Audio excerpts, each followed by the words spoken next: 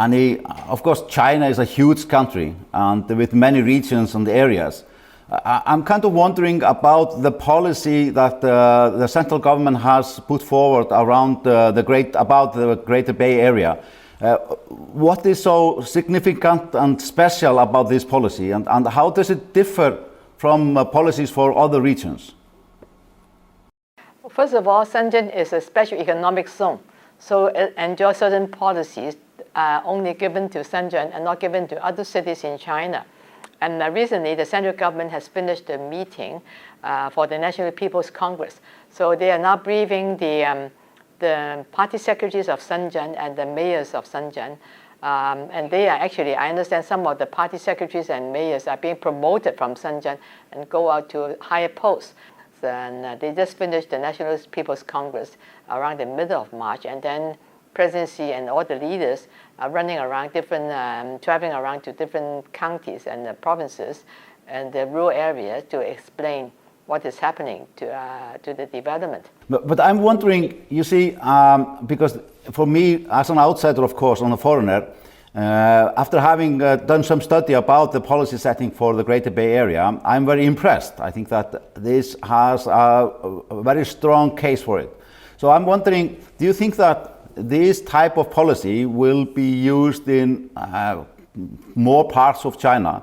Because I think that if it's going to be so successful in this area, do you think that it will be replicated in more places? China is a very big country. So if I can show you what President Xi is doing now, he's just been to the place called Guangxi. Guangxi is the province next to Guangdong province, and they have the ethnic minority called the Zhuangzhu. So they are also trying to get more policy, certain advantages, because they are facing the ASEAN countries. So I think afterwards the central government will give certain advantages because they are linking the ASEAN countries for the Belt and Road.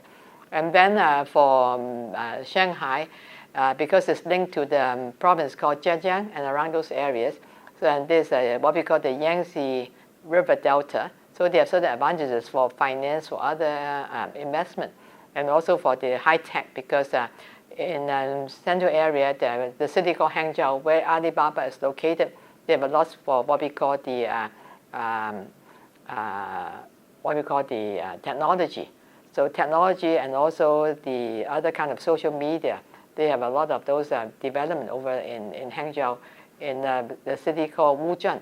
And then if you go up further up north to Beijing, because Beijing is facing Tianjin and the northeastern territory, so they have certain other advantages for geothermal, for what we call the anti-pollution problem, the climate change, where they will give certain advantages for development over this area.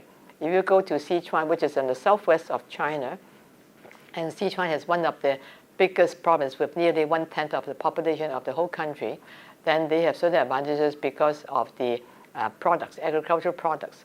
So different regions of China, different economic pockets of China are giving advantages because of the locality. That's why recently the Premier, Li Keqiang, was traveling to another province. He was traveling to Sichuan and also looking at other places. It's not easy to look at China, but I think it depends on your product and what kind of a business you want to do. Then you should decide where you should be located. I agree with you, Annie, that one of the most remarkable things that have happened in China in the recent decade is the elimination of poverty. I think that this is one of the greatest achievements we have seen in the world for a long, long time. For us in the West, we are looking at this is a very interesting experiment for us to see the cooperation between the market and government policy. So because, for example, we have seen often here in the West, for example, with the European Union, that they come up with all kinds of schemes and policies, and then nothing happens. So they just get stuck in bureaucracy and inertia. So I'm wondering, for example, with the Greater Bay Area policy, how confident are you that this will be pushed through and it will be successful? And the central government makes a decision, and they put it under the National People's Congress and become law. they follow through very quickly. Because in China, you understand we have a one-party system to run the government. And the senior government officials are mainly belonging to the Communist Party of China. They also make things happen, get things done. And so when it's under the National People's Congress and it's confirmed by law, they will get things done quickly.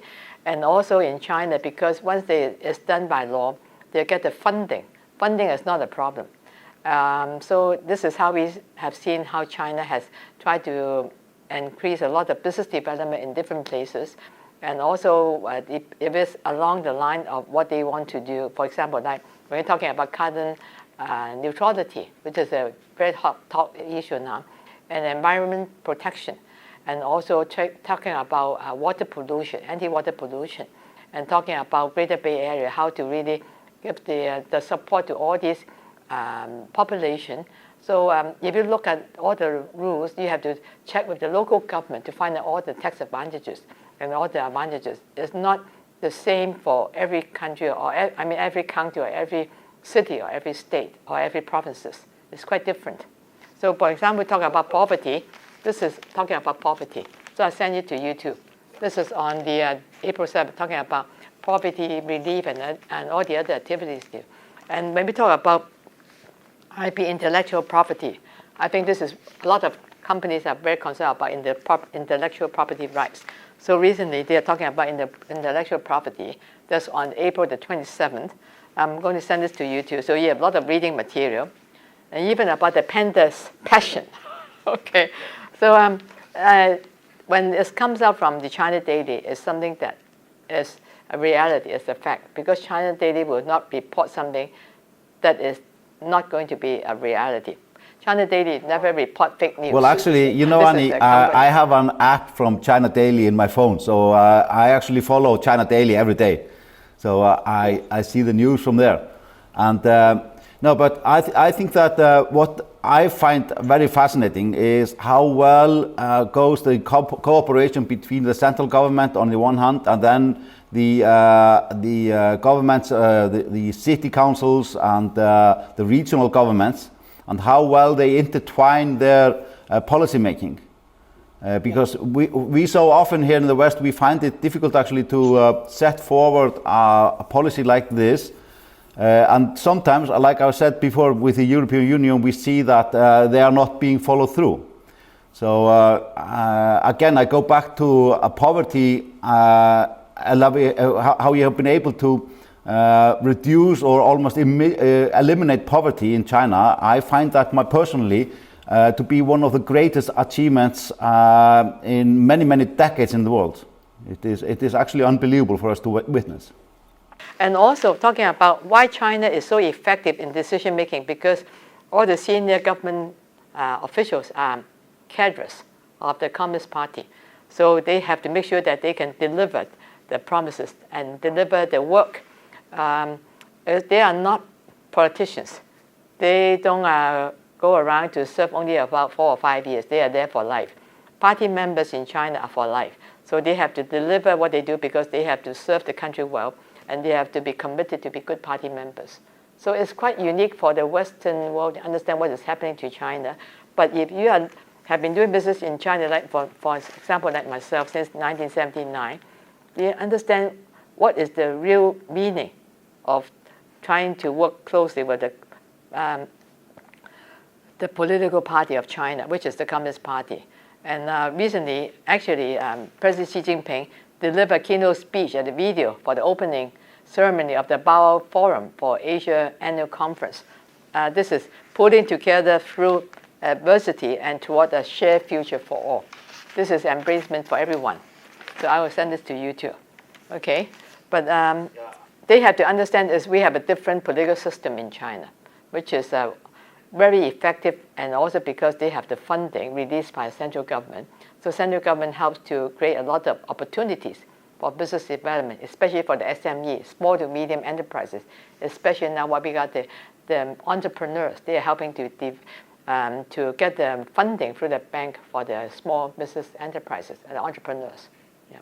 That we here in the West, we tend to be a bit more cynical about the government.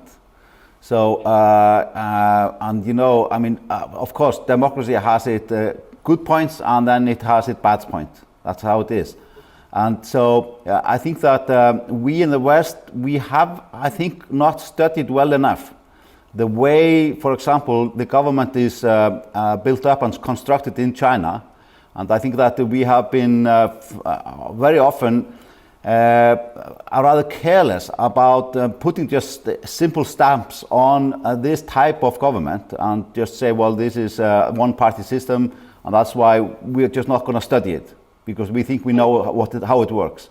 But at least my experience is that it is a very efficient system of governance, and so for us and for me personally, this is something that we need to study more and approach with a bit more respect than I think that sometimes it's done, especially in the Western media.